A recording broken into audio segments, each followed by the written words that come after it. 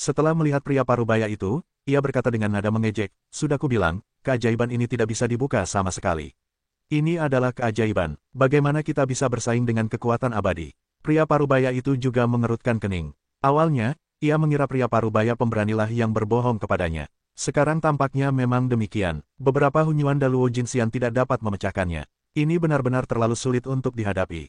Meskipun sulit untuk membuka keajaiban ini, pasti ada artefak di dalamnya. Bukankah sayang untuk menyerahkan keajaiban seperti ini? Pria parubaya itu tidak terima. Kecuali keajaiban ini menghilang, tidak ada cara untuk masuk ke dalamnya, kata pria parubaya Yingwu. Pria parubaya itu berkata, kalau begitu, tunggu saja. Aku tidak percaya keajaiban ini akan selalu ada. Pria parubaya Yingwu mengerutkan kening dan berkata, jika keajaiban ini tidak menghilang, apakah kau masih ingin menjadi pengganggu di benua Tianwei selamanya? Pria parubaya itu saling beradu pendapat tanpa menunjukkan kelemahan, terus kenapa? Kalau kau punya kemampuan, usir saja kami. Kalau kau tidak punya kekuatan, tutup mulutmu saja. Wajah pria parubaya Yingwu memucat dan berkata, kau yakin keluarga Jiang kami tidak bisa menghadapimu? Kami hanya tidak ingin banyak membunuh. Jangan pikir kami benar-benar takut padamu. Baiklah, kalau keluarga Jiangmu benar-benar punya kemampuan itu, ayolah, kami akan menunggu. Pria parubaya itu berkata dengan tegas. Pria parubaya Yingwu berkata dengan dingin, baiklah. Kalau begitu biarkan kalian semua melihat dan mengakui kekuatan sebagai keluarga nomor satu di benua Tianwei. Setelah pria parubaya itu berkata, tubuhnya segera mundur, dan pada saat yang sama, sosok yang tak terhitung jumlahnya muncul di medan perang kuno. Setelah orang-orang ini muncul, mereka semua marah. Di depan kelompok itu, ada lebih dari selusin orang tua, semuanya menghembuskan napas yang kuat. Mereka semua adalah kekuatan hunyuan Daluo Jinxian. Di belakang belasan orang tua itu, ada sekelompok besar Daluo Jinxian. Situasi seperti ini sungguh mengerikan. Seluruh reruntuhan medan perang kuno telah dikosongkan kapan saja. Hanya anggota keluarga Jiang dan pria parubaya yang tersisa. Setelah pria parubaya dan yang lainnya melihat situasi ini, wajah mereka muram, lalu memelototi pria parubaya yang heroik itu dan berkata, Jiang Yuantian, kau bahkan mengadu dombaku. Selama kau bisa menggunakan segala cara untuk membunuhku di daratan Tiongkok, kau bisa membunuhku dengan gegabah. Kata pria parubaya yang pemberani itu dengan cemberut. Pria parubaya itu menggertakkan giginya dan berkata, bagus, bagus, tapi jangan terlalu cepat bahagia. Kita hanyalah bagian darinya. Jika kita mati, seseorang akan membalas dendam untuk kita, dan Anda akan menyesalinya. Pria parubaya Yingwu berkata, kita bisa membunuh sebanyak yang kita bisa. Singkatnya, kita adalah santo pelindung Tianwei, dan tak seorang pun diizinkan melakukan apapun untuk menghancurkannya. Setelah pria parubaya itu selesai berbicara, ia melambaikan tangannya ke arah keluarga Jiang. Semua hunyuan Daluo Jinxian dari keluarga Jiang menghembuskan napas terkuat mereka dan bergegas menuju pria parubaya dan yang lainnya. Para Luo Jinxian besar di belakang mereka juga berkumpul, dan semua kekuatan berkumpul, membentuk formasi dengan cepat. Hanya ada 6 hunyuan Daluo Jinxian di pihak pria parubaya. Kekuatan terendah adalah hunyuan Daluo Jinxian, dan yang terkuat adalah 7. Selain itu, hanya ada 10 darah Jinxian yang kekuatannya lebih dari 6 lantai. Kesenjangan antara kedua belah pihak begitu jelas, ekspresi pria parubaya itu menjadi serius, alisnya berkerut erat, perang ini adalah pertempuran sengit, mungkin mereka tidak akan bisa bertahan hidup. Kesenjangan kekuatan terlalu besar, sebisa mungkin kita keluar dari pengepungan. Kita bisa berjalan sendiri-sendiri, kita bisa berjalan satu per satu. Asal kita pergi dari sini, benua Tianwei akan dihukum, seru pria parubaya itu. Kemudian, kedua belah pihak langsung bertarung. Pria parubaya itu tidak ingin bertarung lagi. Ia langsung berlari keluar pengepungan. Selama ia bergegas keluar dan pergi dari sini, masih ada jalan keluar. Kita tidak bisa membiarkan mereka pergi. Kita akan pergi sejauh yang kita bisa. Kata Jiang Yuantian, pria parubaya Yingwu. Semua anggota keluarga Jiang mengerahkan kekuatan terkuat mereka. Beberapa anggota keluarga Jiang berhadapan dengan satu orang, yang merupakan semacam pengepungan bagi pria parubaya itu. Lebih dari selusin orang kuat hunyuan Daluo Jinxian mengepung hunyuan Daluo Jinxian milik pria parubaya itu, lalu membunuh mereka satu persatu. Seluruh situasi sudah sepihak sejak awal. Darah Jinxian milik pria parubaya itu terbunuh dalam beberapa tarikan napas, hanya menyisakan 6 hunyuan Daluo Jinxian dan pria parubaya lainnya. Tinggalkan dia dan serahkan hunyuan Daluo Jinxian itu kepadaku, kata Jiang Yuantian tajam. Lebih dari selusin hunyuan Daluo Jinxian yang kuat dari keluarga Jiang menyerang bersama-sama. 6 hunyuan Daluo Jinxian yang kuat itu sama sekali tidak dapat menahan serangan sekuat itu. Keenam orang itu kalah telak dan tidak memiliki kesempatan untuk melarikan diri atau melawan. Puff, dalam pertempuran berikutnya, keenam hunyuan Daluo Jinxian tidak dapat melawan. Mereka terbunuh satu demi satu, dengan darah berceceran di luar keajaiban. Akhirnya, semua anggota keluarga Jiang mengepung pria parubaya itu. Jiang Yuantian berjalan mendekati pria parubaya itu, menatapnya dengan angkuh, dan berkata, katakan padaku, siapa kau? Jika aku memberitahumu identitasku, aku takut kau akan ketakutan setengah mati. Kau telah melakukan kejahatan yang tak termaafkan. Seluruh benua Tianwei dan keluarga Jiang akan dihukum berat. Pria parubaya itu memelototi Jiang Yuan. Jiang Yuantian mendengar kata-kata pria parubaya itu, dan menatapnya. Ia bisa melihat dari sorot mata pria parubaya itu, kepercayaan dirinya. Karena begitu kuat, siapa kau? Jiang Yuantian tampak sama, menatap dingin pria parubaya itu. Surga kuno, kata pria parubaya itu dengan penuh semangat. Setelah kata Gu Tianting diucapkan, mata pria parubaya itu berbinar bangga, sementara wajah Jiang Yuantian dan anggota keluarga Jiang lainnya berubah. Ekspresi mereka menegang, dan mereka menatap pria parubaya itu dengan tatapan yang sangat luar biasa, seolah-olah mereka baru saja salah dengar. Jiang Yuantian sangat yakin bahwa ia tidak salah dengar. Pria parubaya itu berkata, surga kuno. Melihat ekspresi Jiang Yuantian dan yang lainnya, pria parubaya itu tersenyum puas dan berkata, sekarang, tahukah kalian kejahatan besar apa yang telah kalian lakukan? Leluhur kalian dari keluarga Jiang seharusnya memberitahu kalian tentang pengadilan surgawi kuno. Jika kalian membunuhku, pengadilan surgawi kuno akan mengirim orang-orang yang lebih kuat untuk membunuh kalian. Jiang Yuantian dan yang lainnya mendengar kata-kata pria parubaya itu, dan wajah mereka kembali muram. Kemudian, ekspresi Jiang Yuantian pulih, menatap pria parubaya itu dan berkata, siapa yang bisa membuktikan bahwa kalian berasal dari pengadilan surgawi kuno? Aku bilang aku berasal dari surga kuno. Tidak bisakah kalian membunuhku? Ketika pria parubaya itu mendengar kata-kata Jiang Yuantian, senyum di wajahnya langsung mengeras, dan kemudian dia meraung, Jiang Yuantian, apa maksudmu?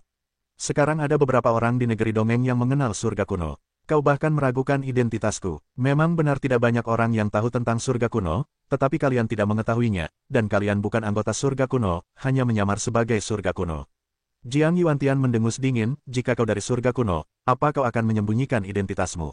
Jika surga kuno memikirkan artefak itu, mengapa kau harus berjuang begitu keras? Tidak bisakah perintah tertulis turun?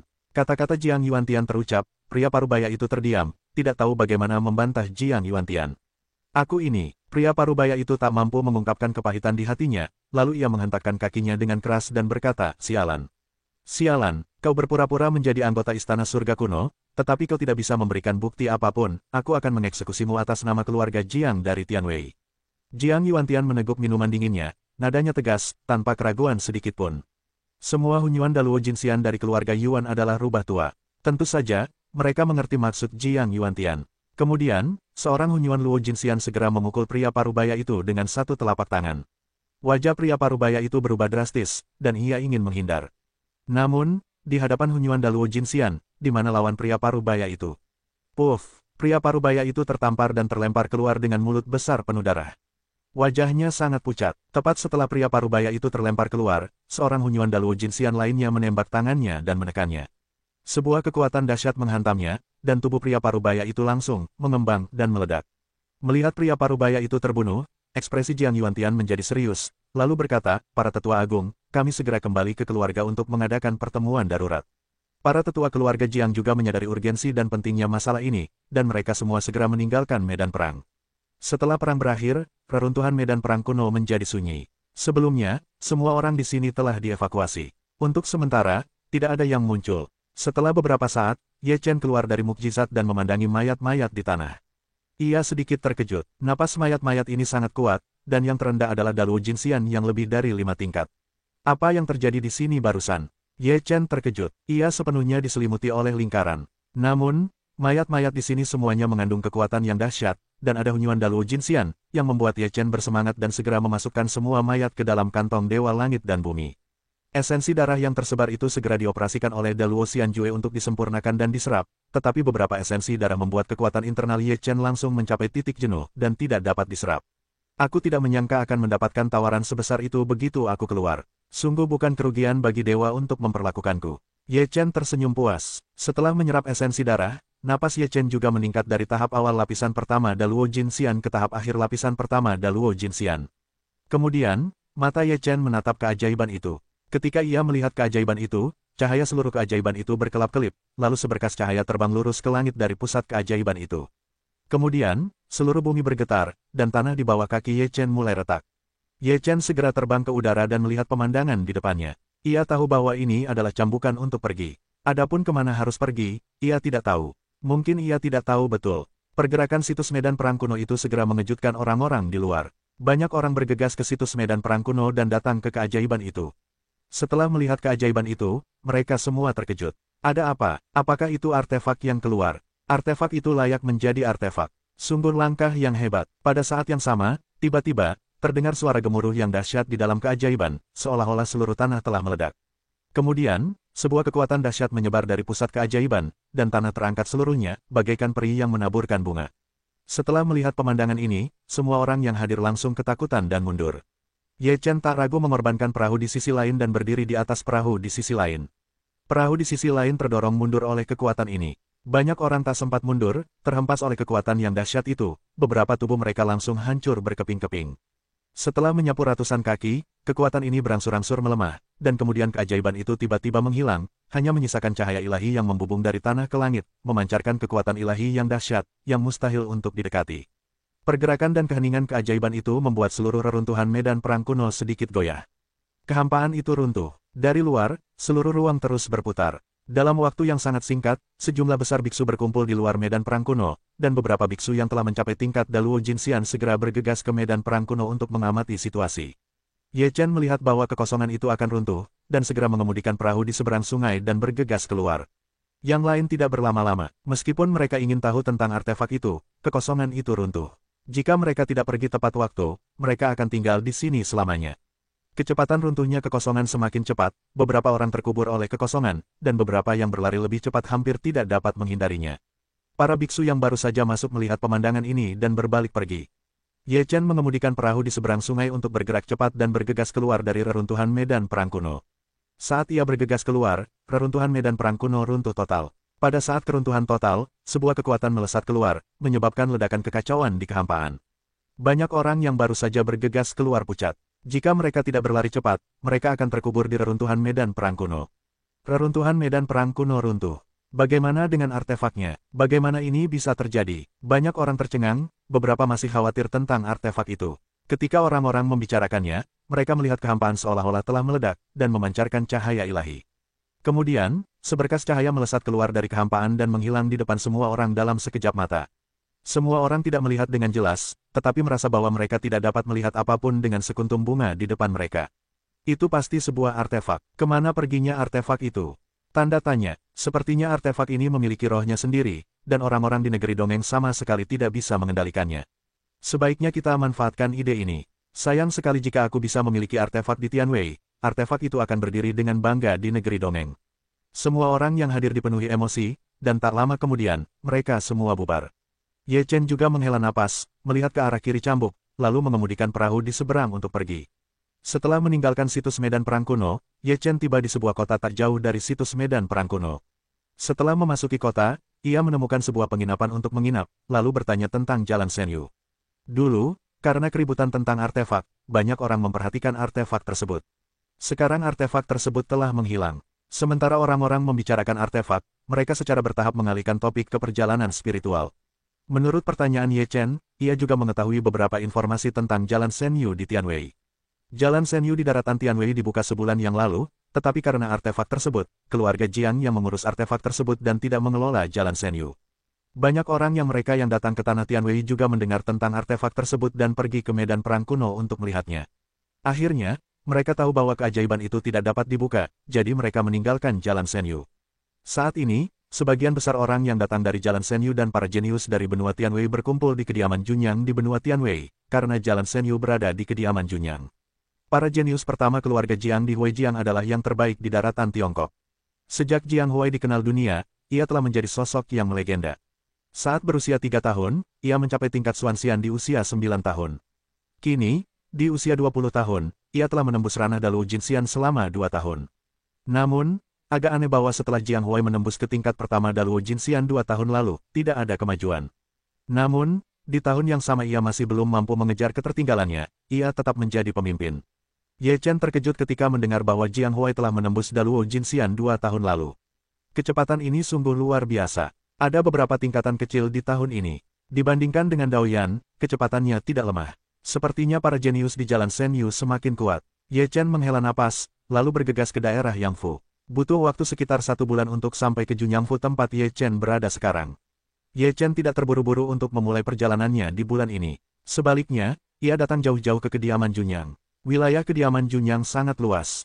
Setelah menemukan sebuah kota, Ye Chen mencari tahu lokasi spesifik Jalan Senyu, serta bakat-bakat Jalan Senyu dan tempat berkumpulnya manusia dan surga di benua Tianwei. Kota Bintang 9 adalah kota biasa di kediaman Junyang, tetapi sekarang tidak biasa lagi, karena Jalan Senyu berada tepat di luar kota Bintang 9, tempat berkumpulnya anak-anak muda yang bisa disebut jenius di benua Tianwei, serta berbagai tokoh dari Jalan Senyu. Ye Chen memasuki kota Bintang 9. Kota Bintang 9 tidak besar, tetapi ada banyak orang, karena kebanyakan orang datang untuk melihat keseruannya. Mereka ingin melihat bagaimana para jenius ini menciptakan percikan api. Namun, Ye Chen baru saja memasuki kota dan dihentikan oleh beberapa orang. Setelah melihat Ye Chen, salah satu dari mereka berkata, "Apakah Anda dari Jalan Senyu?" Ye Chen mengangguk dan berkata, "Apa saran Anda?" "Kami tidak mengajar, Tuan Muda kami ingin mengajari Anda," kata pria itu sambil mencibir.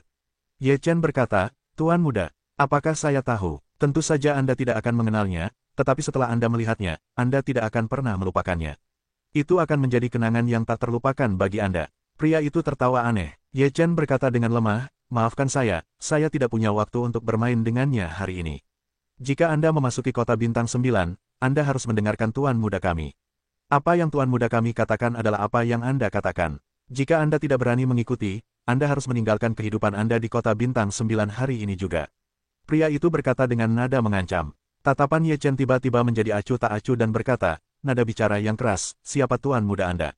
"Bukankah Jiang Huai dari keluarga Jiang? Tuan Muda kita adalah orang paling berbakat kedua di daratan Tianwei, hanya di bawah kejeniusan Tuan Jiang." Pria itu berkata dengan penuh kemenangan, "Tuan Jiang meninggalkan daratan Tianwei sebulan yang lalu. Sekarang kota Bintang 9 akan mendengarkan Tuan Muda kita. Tuan Muda kita suka bersaing dengan orang-orang berbakat dari Jalan Senyu. Jika kau mengikuti kontes bela diri dengan patuh, mungkin Tuan Muda akan senang dan memberimu jalan hidup. Jika kau tidak mengikuti, hanya akan ada satu jalan buntu."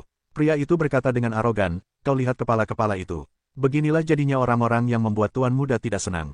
Pria itu menunjuk ke deretan kepala yang tergantung tak jauh, setidaknya lebih dari 20. Kepala-kepala itu bergoyang tertiup angin dan tampak sangat mengejutkan. Ketika Ye Chen melihat pemandangan ini, alisnya langsung berkerut.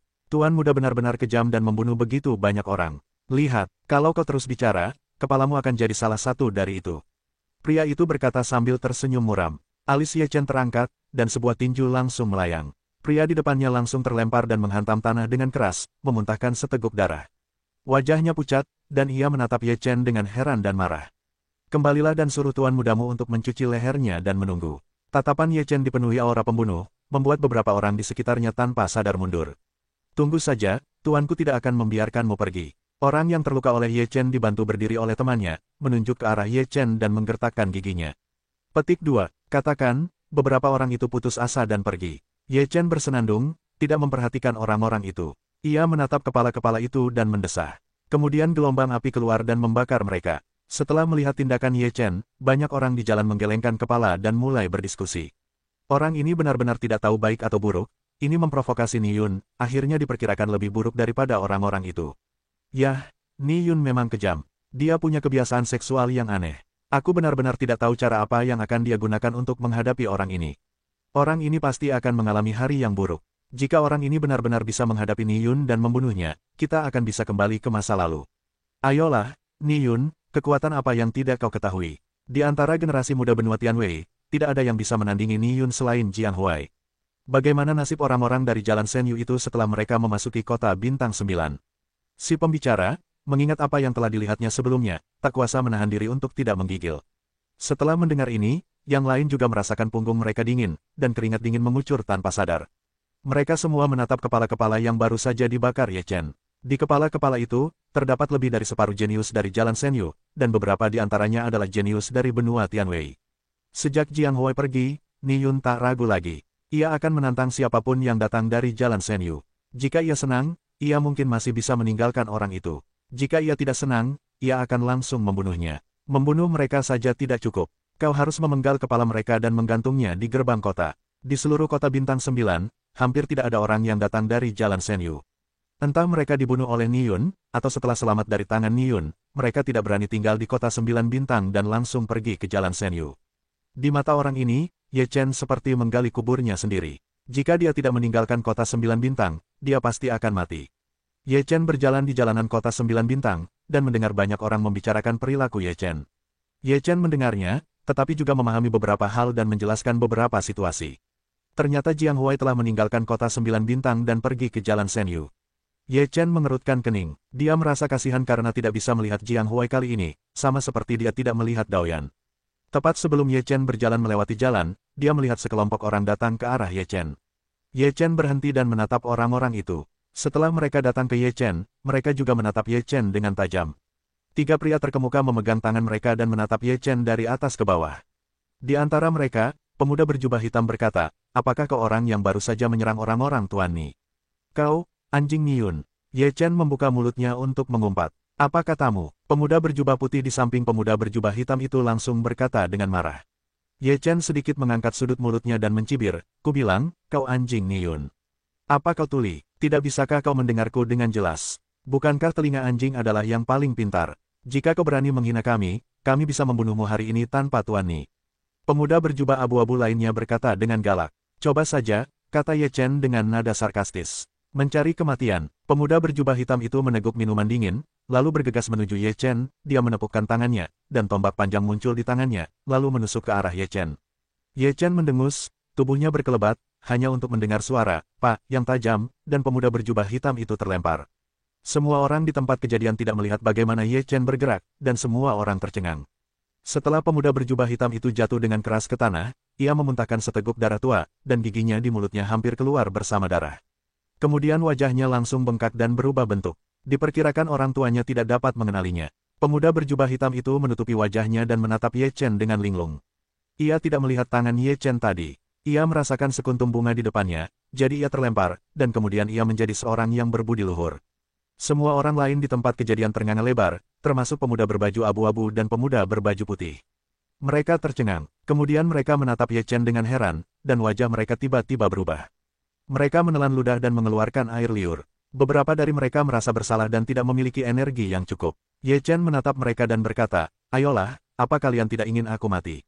Aku berdiri di sini, kenapa aku tidak melakukannya?" Para pemuda berpakaian hitam itu tidak berani berteriak. Mereka semua menatap Ye Chen dengan ketakutan. Dilihat dari situasi serangan Ye Chen barusan, saudara-saudari mereka belum tentu lawan Ye Chen. Kalau kau punya kemampuan untuk menemukan Tuan Ni, tidak ada salahnya memamerkan gengsimu di hadapan saudara-saudara kita di sini. Pemuda berpakaian putih itu berkata dengan sedikit rasa bersalah. Ye Chen bergumam, "Cepat atau lambat aku akan kembali untuk menemukannya. Jika dia ingin mati, aku akan membantunya. Pergi." Pemuda berjubah hitam mendengar Ye Chen membiarkan mereka berguling, dan mereka langsung merasa lega, lalu tidak berani mengucapkan kata-kata kasar, dan langsung berlari dengan ekor mereka. Sepertinya orang ini benar-benar punya kemampuan. 3 saudara dari keluarga hitam telah dikalahkan. Itulah kekuatan lantai 9 Jinxian. Tidak ada gunanya berurusan dengan 3 saudara dari keluarga Heijia. Kau tahu, Ni Yun sudah mencapai puncak level pertama Daluo Jinxian.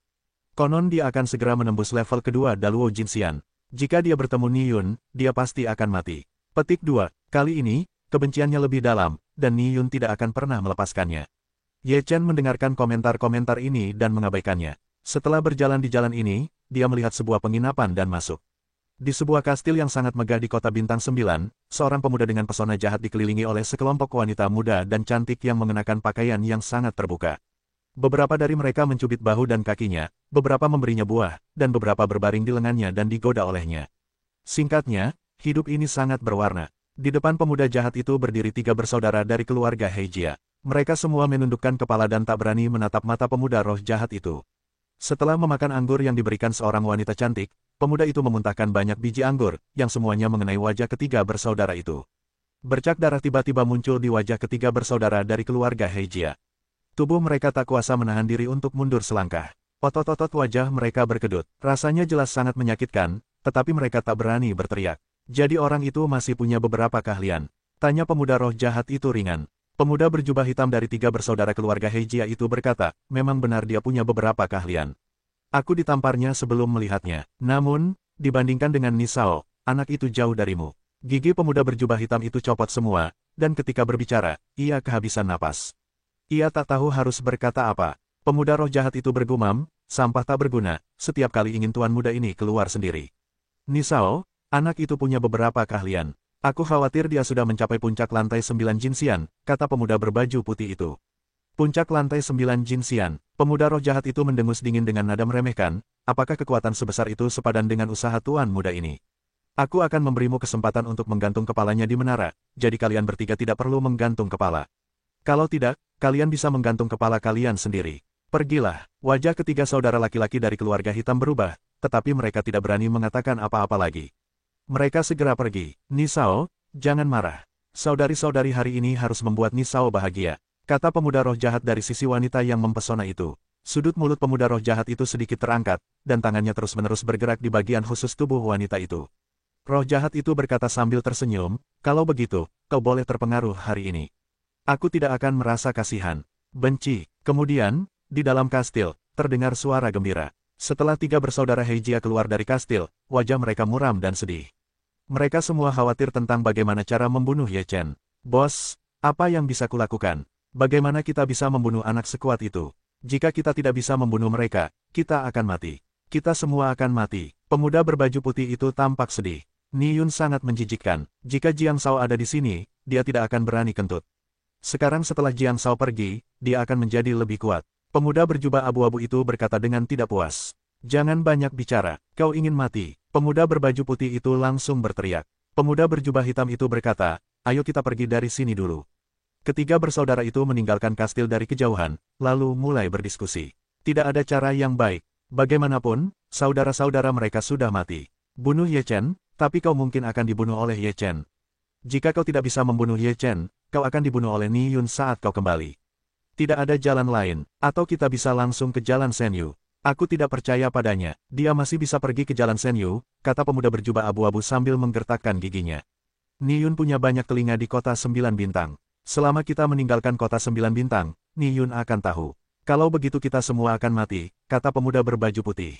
Pemuda berjubah hitam, yang telah lama terdiam, berkata, kita hanya punya satu jalan sekarang.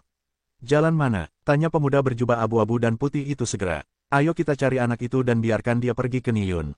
Saat kita melihat mereka bertarung, Ni Yun tidak akan punya waktu untuk memperhatikan kita, jadi kita bisa pergi dari sini dan pergi ke jalan Senyu, kata pemuda berbaju hitam sambil menyipitkan matanya.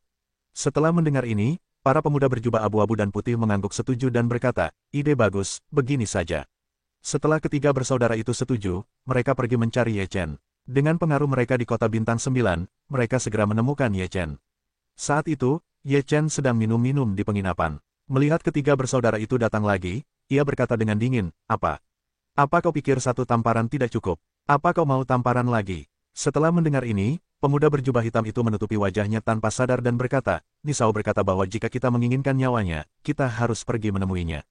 Ye Chen melirik pemuda berjubah hitam itu dan setelah menyesap anggur, ia berkata, kau kembali dan beritahu Ni Yun bahwa dia akan datang menemuiku, dan kau ingin aku menemuinya.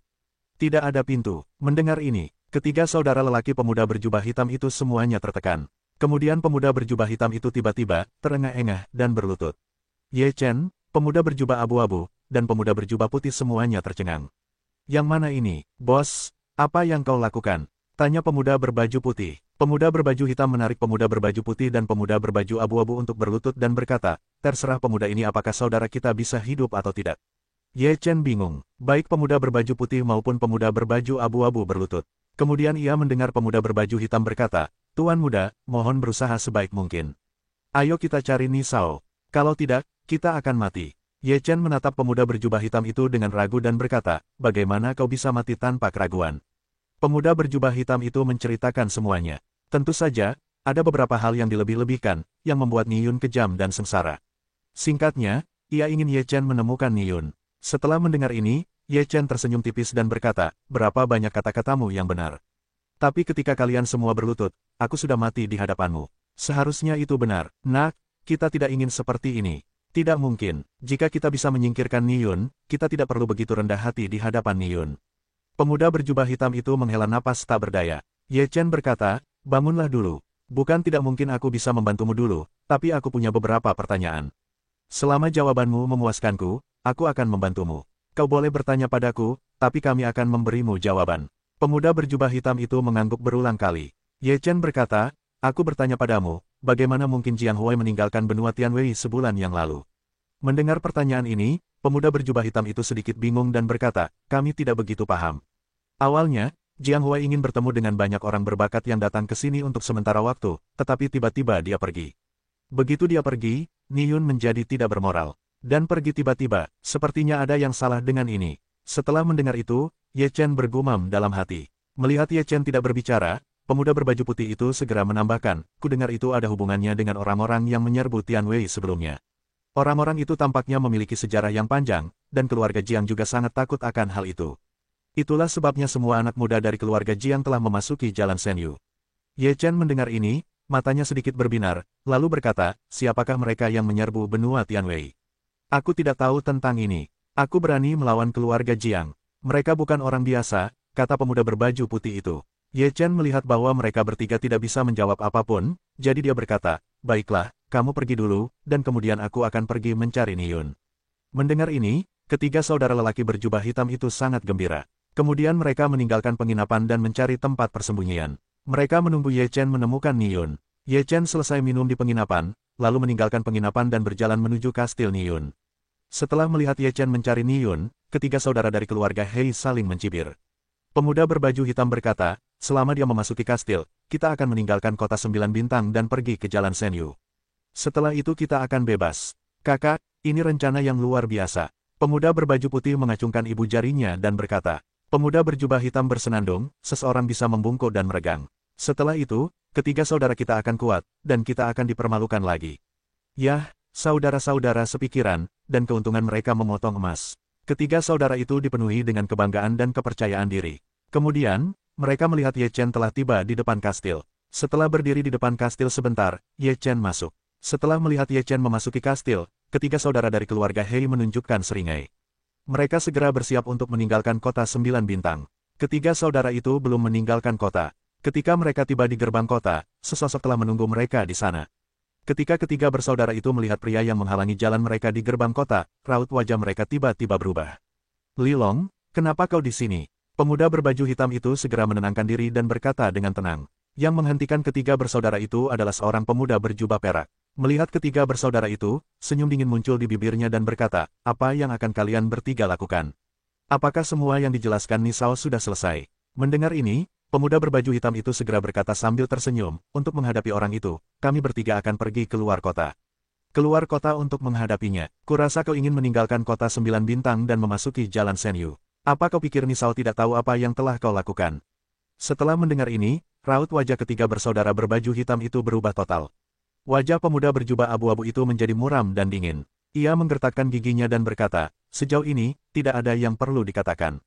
Lawan dia, ketiga saudara kita akan keluar dari kota, atau kita akan mati. Hati pemuda berjubah hitam itu mendatar, sejauh ini hanya seperti ini. Ia berteriak, saudara-saudara seiman, keuntungan mereka memotong emas, bunuh. Ketiga saudara itu bergegas bersama. Pemuda berjubah perak itu mendengus jijik. Kemudian ia mengumpulkan kekuatan abadi yang kuat di tangannya. Tubuhnya berkelebat dan muncul di hadapan pemuda berjubah hitam itu. Ia menepukkan telapak tangannya di dada pemuda berjubah hitam itu dan menerbangkannya. Kemudian, tubuh pemuda berjubah perak berkelebat lagi, dan sekelompok kekuatan abadi yang kuat berkumpul di tangannya, dan dia menepuk pemuda berjubah abu-abu itu. Pemuda berjubah abu-abu itu tak berdaya melawan, dan tubuhnya pun terlempar. Kemudian, pemuda berbaju putih juga terlempar tanpa perlawanan. Ketiga bersaudara itu bahkan tak mampu bergerak sedikit pun di tangan pemuda berjubah perak, dan mereka pun dipukuli hingga tewas. Jika kalian melawan Nisao, kalian akan mati. Pemuda berjubah perak itu menatap dingin ketiga bersaudara dari keluarga hitam dan berkata, kepala di sini sudah hilang. Mari kita mulai dari kalian. Ucap pemuda berjubah perak itu, tanpa ampun memenggal kepala ketiga bersaudara berkulit hitam itu, lalu menggantung mereka di gerbang kota. Di dalam kastil, Ni Yungang, seorang roh jahat muda, baru saja berselingkuh dengan para gadis. Kini ia duduk di kursi lebar dengan pakaian yang tak rapi. Ia menyipitkan mata ke arah Ye Chen dan berkata dengan suara dingin, apakah kau orang yang melawanku? Apakah kau Niyun? Kurasa bukan. Ye Chen tidak menjawab Niyun, dan langsung berubah dari pasif menjadi aktif. Ekspresi Niyun tetap tidak berubah, sudut mulutnya tersenyum jahat, aku membiarkan ketiga sampah itu membunuhmu. Tak disangka, ketiga sampah itu benar-benar memanggilmu, lalu ingin melarikan diri ke jalan Shenyu. Sungguh naif. Setelah mendengar ini, wajah Ye Chen sedikit berubah, tetapi itu hanya sesaat. Pada saat ini, pemuda berjubah perak telah kembali ke istana. Ia menatap Ye Chen dan dengan hormat berkata kepada Niyun, Nisao, kepala ketiga tikus itu telah digantung di gerbang kota. Baiklah, Niyun hanya menjawab dengan ringan sejenak, lalu berkata kepada Ye Chen, kau telah membakar mahakarya master ini sebelumnya, sekarang aku ingin menciptakannya kembali. Sekarang tinggal 3, kau akan menjadi yang keempat. Alis Ye Chen sedikit berkerut. Ia sangat muak dengan perilaku Niyun. Tatapannya sedingin pisau, dan ia berkata, yang keempat jelas bukan aku, dan kaulah satu-satunya yang akan menjadi kepala di gerbang kota. Lilong, jangan mengecewakanku, kalau tidak, kau akan menjadi kepala keempat. Niyun mengabaikan Ye Chen, tetapi berkata dengan malas kepada pemuda berjubah perak itu. Pemuda berjubah perak itu berkata, ya, dan tatapannya beralih ke Ye Chen. Di matanya, hanya ada niat membunuh. Ye Chen menatap pemuda berjubah perak itu, dan matanya juga dipenuhi niat membunuh. Begitu pemuda berjubah perak itu menghentakkan kakinya, tubuhnya langsung menyerbu Ye Chen. Kecepatannya sangat mengerikan. Di telapak tangannya, ia dengan cepat mengumpulkan kekuatan yang dahsyat. Ia ingin menamparkan Ye Chen di tubuhnya. Pada saat ini, tubuh Ye Chen tiba-tiba bergerak, yang bagaikan guntur. Dalam sekejap mata, ia menghilang di depan pemuda berjubah perak itu.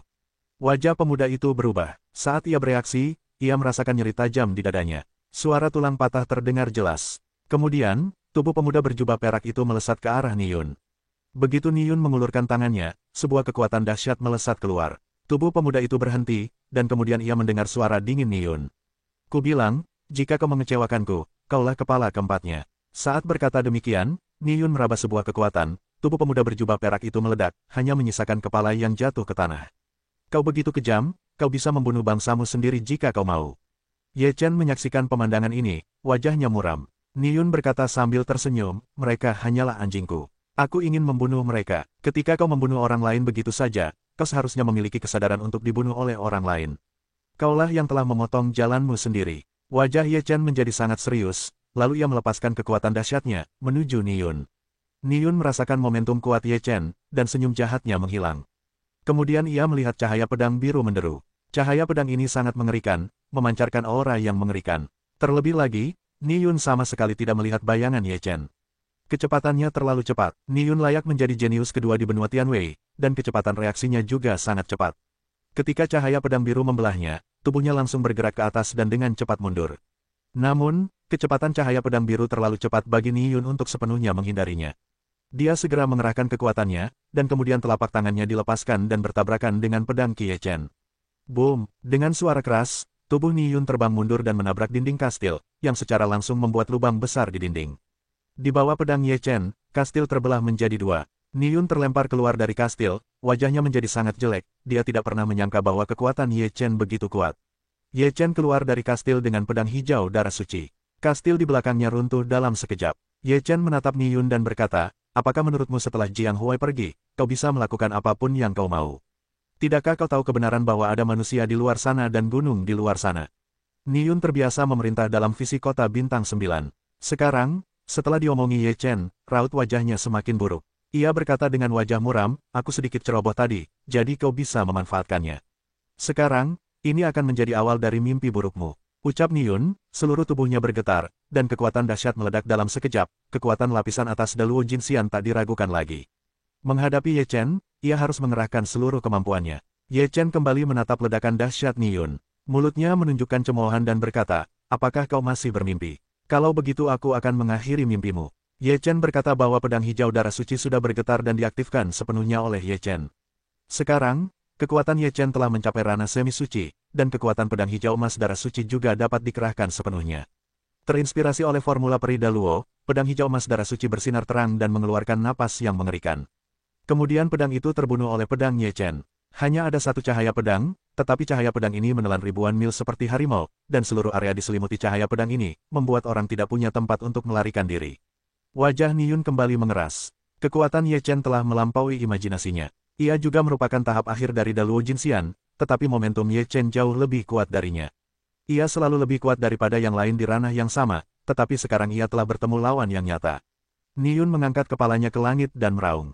Tangan kanannya membuat pedang merah panjang muncul di tangannya. Cahaya merah itu begitu menyilaukan sehingga ia membunuh Ye Chen dengan pedangnya. Niyun membunuh total 9 pedang. 9 pedang itu tidak terbunuh begitu saja. Setelah kemunculan 9 pedang itu, pola lain terbentuk. Pola ini lebih kuat dan tak ada jalan keluar. Energi pedang Ye Chen dan energi pedang Niyun bertemu dalam sekejap, dan dua kekuatan dahsyat meledak. Hanya terdengar ledakan keras di langit, dan energi pedang Niyun menghilang sejenak. Kekuatan pedang Ye Chen sekuat bambu, dan wajah Niyun berubah drastis. Ia tak menyangka hasilnya akan seperti ini. Saat itu, Niyun tak punya pilihan lain selain melancarkan serangan cepat lagi. Ia mengorbankan pedang merahnya, yang berubah menjadi api dan bertabrakan dengan pedang hijau. Ledakan, suara keras lainnya terdengar, dan energi pedang merah terguncang mundur, tetapi energi pedang Ye Chen juga hancur. Setelah energi pedang menghilang, Ye Chen melangkah maju, yang menunjukkan hukum ruang dan waktu. Tubuhnya seperti sekejap mata, dan ia menghampiri Niyun. Yun dalam sekejap, jantung Niyun berdebar kencang dan ia hampir melompat ke tenggorokannya. Kecepatan yang luar biasa, Niyun berkata dengan heran. Pada saat ini, Ye Chen mengeluarkan hukum jalan agung dengan Diwei, dan kekuatan seluruh orang berlipat ganda dengan sia-sia. Momentum seperti itu membuat Niyun merasakan tekanan yang kuat. Ye Chen sekali lagi menghunus pedang untuk memotong, roh pedang yang mendominasi tak terkalahkan. Pada jarak sedekat itu, mata Niyun tiba-tiba menyusut. Dia melihat bahwa pedang Qi akan terbelah. Dia menggertakkan giginya, dan tubuhnya dengan cepat mundur. Pada saat yang sama, pedang panjang merah telah melintas di depannya untuk menahan pedang itu untuknya. Bang! Pedang hijau dan emas darah suci menebas pedang merah, dan pedang merah itu patah menanggapi suara itu. Cahaya pedang Ye Chen masih momentum yang sama, dan menebas Niyun. Kali ini, Niyun tidak bisa bersembunyi. Awalnya, Niyun ingin membiarkan pedang panjang merah menahannya, untuk mendapatkan waktu reaksi untuk dirinya sendiri. Tetapi tiba-tiba, pedang merah itu terpotong oleh pedang, dan pedang merah itu bukanlah senjata biasa. Niyun meraung ke langit dan menyemburkan semburan darah dari langit. Gas darah tiba-tiba berubah menjadi gelombang yang bergejolak, lalu menyapu Ye Chen. Pedang darah suci berwarna hijau keemasan menebas darah, dan kekuatan dahsyat meletus saat gas darah bergulung. Kedua kekuatan itu saling bertabrakan, dan gas darah meledak dan pecah berkeping-keping. Tubuh Niyun terlempar ke belakang, menyemburkan seteguk darah, dan wajahnya memucat. Sementara Ye Chen masih belum berdaya. Dalam pertempuran ini, Niyun benar-benar tak berdaya untuk melawan, tak sedikit pun tersisa kekuatan untuk melawan. Setelah menyaksikan pertempuran di udara, penduduk kota Bintang 9 ternganga dan tercengang. Pria itu benar-benar mengalahkan Niyun. Niyun tak punya kekuatan untuk melawan. Akhirnya, ada seseorang yang bisa mengalahkan Niyun, dan mimpi buruk kita akhirnya berakhir. Di kota Bintang 9, banyak orang memperhatikan, dan mereka membicarakannya. Mereka berharap Niyun segera dibunuh oleh Ye Chen. Apa yang Niyun lakukan di kota 9 bintang adalah menghukum semua orang. Tak seorang pun yang tidak marah. Hanya itu yang kau punya. Beraninya kau begitu sombong, kata Ye Chen, selangkah demi selangkah menuju Niyun. Wajah Niyun pucat. Ia menatap Ye Chen. Tak ada banyak rasa percaya diri di hatinya. Lagi pula, ada jurang pemisah yang besar. Aku putra dan cucu tertua dari keluarga Ni, keluarga terbesar kedua di benua Tianwei. Jika kau berani membunuhku, keluarga Niku pasti akan mengejar jalan Shen Yu dan membunuhmu. Niyun memindahkan keluarga Ni, dan ia mendapatkan kembali sedikit rasa percaya diri di hatinya. Ye Chen mencibir dan berkata, kalau aku takut pada keluarga Ni, apa aku akan datang kepadamu hari ini? Ternyata kaulah yang melakukan ini. Pantas saja kau tidak berani memasuki jalan Shen Yu dan hanya berani pamer di sini. Setelah Ye Chen mencibir seperti itu, wajah Niyun kembali muram, dan kilatan rasa bersalah melintas di matanya. Ye Chen mencibir, kau mengandalkan kekuatan keluarga Ni untuk membunuh orang tak bersalah tanpa pandang bulu, yang membuat kota 9 bintang mengeluh. Hari ini, aku akan membiarkanmu merasakan kematian. Ye Chen tidak banyak bicara kepada Niyun. Setelah suaranya jatuh, tubuh Ye Chen langsung menghilang. Pupil mata Niyun mengecil. Sebelum ia sempat bereaksi, ia melihat cahaya biru melintas. Kemudian kepala Niyun melayang, dan aliran darah menyembur dari rongga tubuh Niyun seperti air mancur. Ye Chen meraih tangannya dan menjalankan Daluo Yan Xian Jue. Tubuh Niyun tiba-tiba mengering. Kemudian Ye Chen mengepalkan tinjunya, dan tubuh Niyun meledak menjadi debu. Niyun terbunuh, semua orang di kota Bintang 9 tercengang, lalu bersorak. Pembunuhnya akhirnya mati, dan kita akhirnya bisa kembali ke kehidupan kita sebelumnya. Kematian yang baik, haha. Semua orang di kota Bintang 9 bersorak. Setelah kepala Niyun jatuh ke tanah, ia langsung ditendang oleh beberapa orang yang membenci Niyun seperti bola. Setelah Ye Chen melihat pemandangan ini, ia tak kuasa menahan napas. Seberapa besar kebencian yang ada? Ia melakukannya. Nasib Niyun juga karena kesalahannya sendiri. Jika kau membunuh tuan mudaku, kau akan membayarnya. Pada saat ini, seorang pemuda melesat ke udara, menunjuk Ye Chen dan berteriak, lalu menunjuk orang-orang di kota Bintang 9, dengan marah berkata, kau menghina tubuh tuan muda, kau juga harus membayar harganya, seluruh kota Bintang 9 siap dikubur bersama tuan muda. Sebelum Ye Chen sempat berbicara, ia melihat seorang pria parubaya keluar, berdiri dengan tangan terlipat, dan berkata dengan dingin, apa? Tuan Tianwei berubah menjadi keluarga Ni. Kenapa keluarga Jiangku tidak tahu? Pemuda yang baru saja berbicara itu tertegun, lalu raut wajahnya berubah muram. Pria parubaya dari keluarga Jiang itu melanjutkan, Niyun, tidak apa-apa membuat keributan seperti itu. Apa kau pikir keluarga Jiang kita tidak akan peduli? Kembalilah dan beritahu tuanmu, ketika saatnya tiba untuk menahan diri, kau harus tahu caranya menahan diri. Kalau tidak, masa-masa indah keluarga Ni akan berakhir. Wajah muda keluarga Ni memerah, tetapi di depan keluarga Jiang, keluarga Ni masih tak berdaya. Mereka hanya bisa menelan semua dendam dan dengan hormat berkata, ya. Setelah pemuda keluarga Ni pergi, pria parubaya dari keluarga Jiang menatap Ye Chen dengan sedikit kejutan di matanya, dan berkata, anak baik, ada beberapa keterampilan. Aku harap kamu bisa menempuh jalan panjang di Jalan Senyu. Terima kasih banyak, Ye Chen mengepalkan tinjunya, tanpa berkata apa-apa lagi. Pria parubaya dari keluarga Jiang tersenyum dan tubuhnya menghilang dengan cepat. Ye Chen menatap pria parubaya itu sejam kemudian, dan juga mengambil langkah untuk meninggalkan kota Bintang 9. Kota Bintang 9 tidak perlu tinggal lebih lama lagi. Setelah meninggalkan kota Bintang 9, Ye Chen langsung menuju Jalan Senyu, dan kemudian melangkah ke Jalan Senyu menuju benua berikutnya. Di Jalan Senyu, Ye Chen mengorbankan perahu di sisi lain dan mengendarainya perlahan di sepanjang Jalan Senyu, sementara dia duduk di perahu dan mulai berlatih. Sekarang Taoismenya masih di atas alam. Dia tidak perlu memahaminya sekarang. Dia hanya perlu meningkatkan alamnya sendiri. Terlebih lagi, kali ini, ia mendapatkan beberapa mayat Hunyuan Daluo Jinxian di dekat keajaiban, yang cukup baginya untuk menghabiskan uang. Ye Chen perlahan menyerap kekuatan Hunyuan Daluo Jinxian di sisi lain perahu. Setelah setengah bulan, ia sama sekali tidak dapat menyerap sebagian kekuatan abadinya. Pada saat ini, Ye Chen juga berhenti menyerap, semua kekuatan mulai mengembun, semuanya terkompresi di dantian, membentuk kepalan seukuran kepalan tangan di dantian.